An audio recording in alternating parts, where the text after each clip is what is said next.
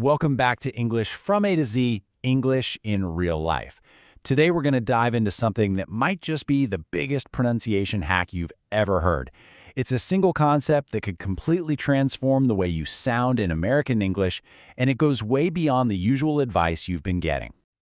So, if you've been working on your accent for any amount of time, I am willing to bet you've heard this one. Teachers, YouTubers, language apps, they all say the same thing, right? Just relax. Relax your jaw, relax your tongue. It's the go-to advice. But seriously, what does that even mean?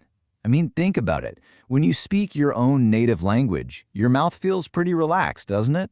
So this advice to just relax more is super frustrating because it doesn't really give you anything to do. It's confusing, and honestly, it's not all that helpful. Okay, so first things first. We're going to officially call that the just relax myth.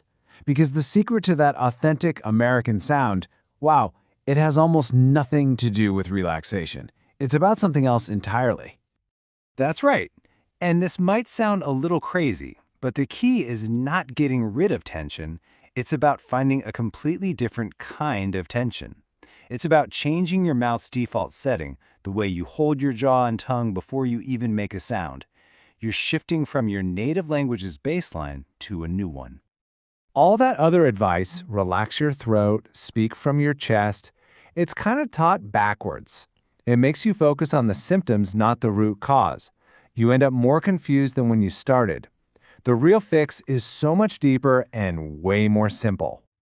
And that brings us to the absolute heart of today's explainer. We're going to focus on two powerful ideas that are going to change everything for you: mouth posture and your mouth's center of gravity.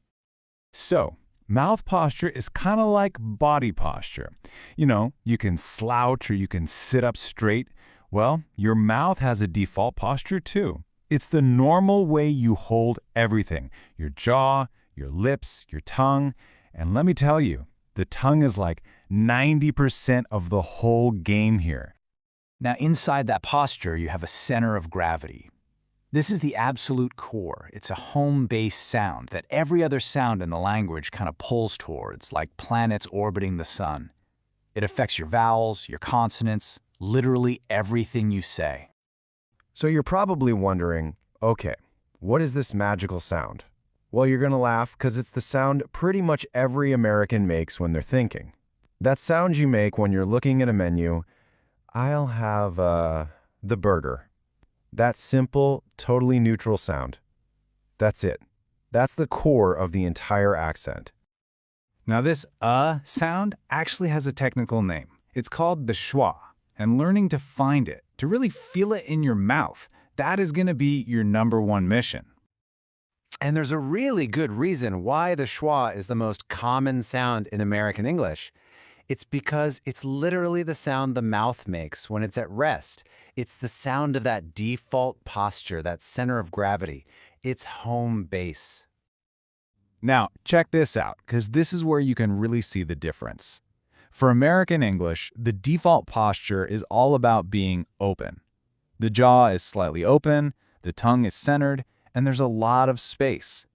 But in so many other languages, things are more closed off. The jaw is higher, the tongue is pushed forward, and there's just less room. It is a fundamentally different starting position. Okay, so theory is great. But how do we actually do this? How do we find this new posture? Let's get practical. We're going to walk through a simple 4-step guide. We're going to look at 4 key areas that all work together: the jaw, the tongue, the throat, and the lips.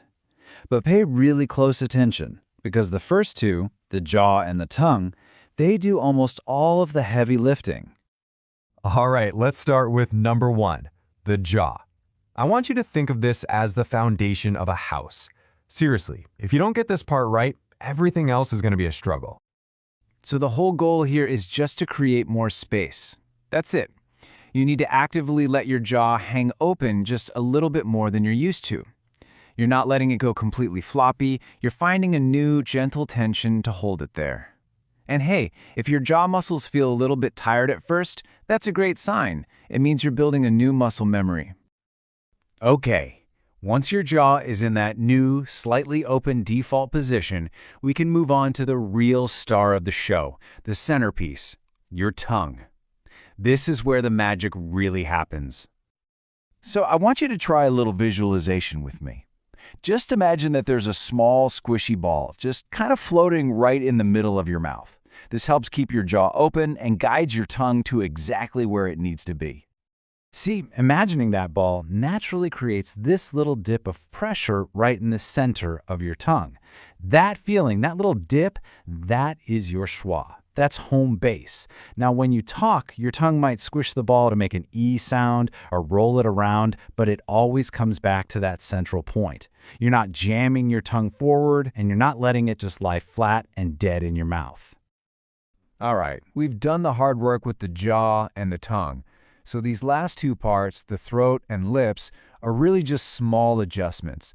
Honestly, if you get the first two steps right, these two usually fix themselves. For your throat, when your tongue is centered like that, it automatically opens everything up and lets more airflow through. You don't need to try and force a deep chest voice or anything like that. And for your lips, just let them be neutral. You don't want a tight, forced smile or puckered lips. Just relaxed, but ready to move. Okay, let's zoom out for a second. Why is this one posture adjustment so incredibly powerful? Why does focusing on this one single home base position make such a huge difference? It's because you're not just fixing one little sound. You're changing the entire system from the ground up. When you shift your mouth center of gravity, you subtly change every single sound that comes out. Your T sounds will be different. Your E sounds will be different.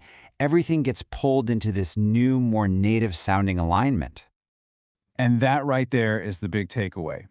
The goal isn't to chase down dozens of individual sounds. It's about setting the right foundation before you even start talking.